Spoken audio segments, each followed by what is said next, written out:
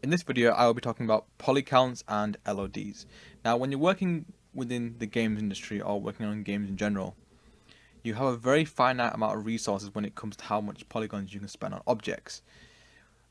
Unlike with, say, pre-rendered, we can't really just spend a whole lot of polygons on small or to minute stuff to create that extra amount of detail.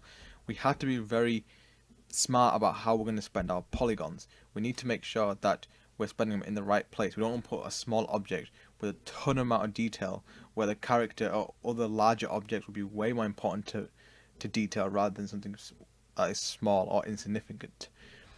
So that's why we might also want to create LODs, because again, the hardware has to render out highly detailed textures and models from very up close. So when the player goes further and further away from it, we want to reduce that amount of detail so we're not having a great strain on the hardware. So that's why you would create LODs. Now we need to make sure that we know what our poly count is for either the entire scene or for certain specific objects. Now in order to bring up your poly count, which you already have right now, you go to display, heads up display, and you scroll down to polycount and click it on, which I already have.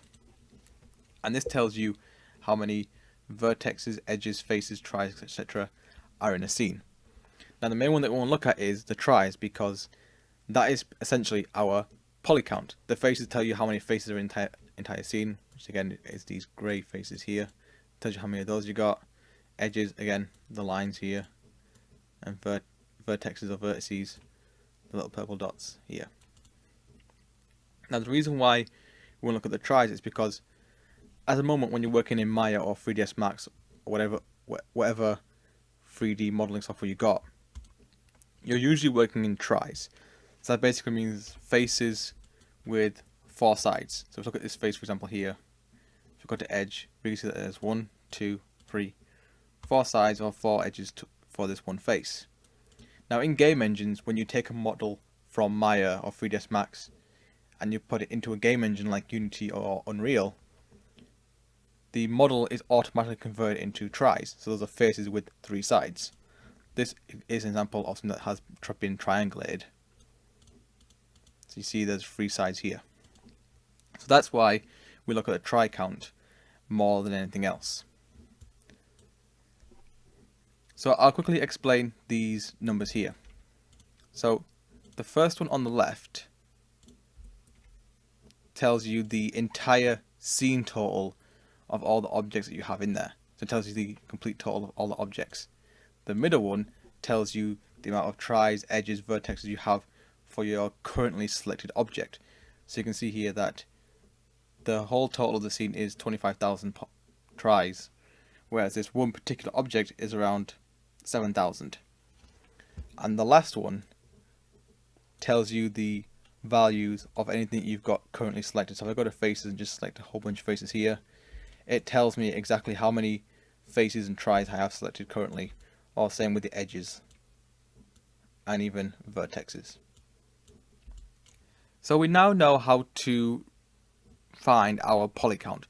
Now we have to get onto the process of actually reducing the poly count. So we have our currently selected object right now, which is the table. Now there are a couple of ways to actually reduce a poly count.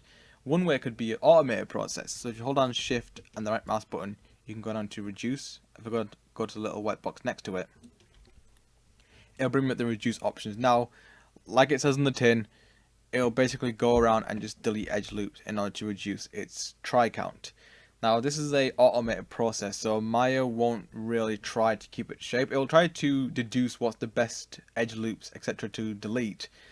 But again, it's not an automated process. Sometimes the shape will really start to lose its form, etc. It won't really look like the table anymore, so it is kind of a double-edged sword. You can use it a little bit, but I highly discourage using this for the most part. It's better to kind of go in manually and delete your own edge loops and your own faces to kind of keep the original shape intact. So you can see I have a percentage slider here, so I can say, okay, reduce by 50%. So at the moment it's around about 7,000. So if I say 50%, it should reduce to around 3,500. So yeah, you can see that it's reduced by about half. And I can keep going if I want. And it's done an okay job, but again, you can kind of see that the model begins to lose its shape. Again, that's the whole reason why you have a lot of edge loops and a lot of vertices and edges and faces, because the more and more subdivisions you have, the more detail you can add. And you can see that without those extra edge loops, click delete Control Z for a second, you can see that it can no longer keep its shape. So you see this has done a pretty good job now with this actually. If I go like say really high up, you'll see that it has really lost its shape. It could probably work at say like a big as a relatively high distance, but again, I don't like to rely on this too much. Sometimes you may want to go in yourself and do it.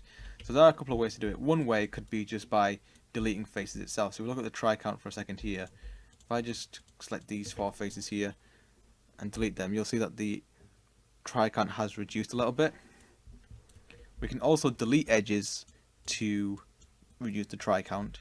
So if I just double click this edge loop here, now pay attention to the try count. So if I just press delete on my keyboard right now, you'll see that the try count didn't reduce. Why?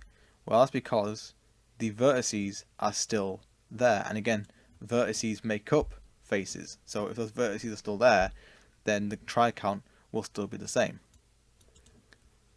So what we need to do is, when you double click your edge, hold on Shift, right mouse button, and select delete edge, and you'll see that the try count has actually reduced.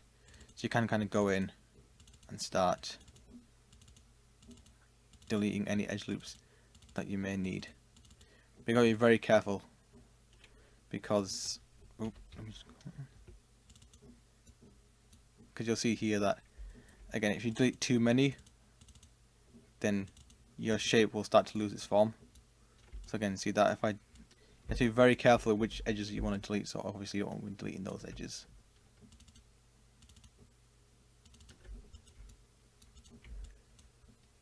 So those are kind of the best ways to actually go around to reduce your poly count. Again, when it comes to your assignments and like mock briefs that we'll be doing in class, I will be saying that you guys have a certain amount of polygons to use. And you'll find in games as well that a lot of times, if you ever clip a camera through a wall, you might notice like, the side of this crate or the side of this wall doesn't exist, because the rule is, if the players can't see it, it doesn't exist. So unless this is like Half-Life 3 or 4 or whatever it is, if I can't, for example, move this table upside down, if it's only gonna stay like this and I cannot go underneath it, there's no point in me keeping these bottom faces. The players will never see this. It's just a waste of polygons. So you would have to go in and just delete those, because again, if the player won't see it, there's no point of leaving it around. It's better to just delete those unseen faces.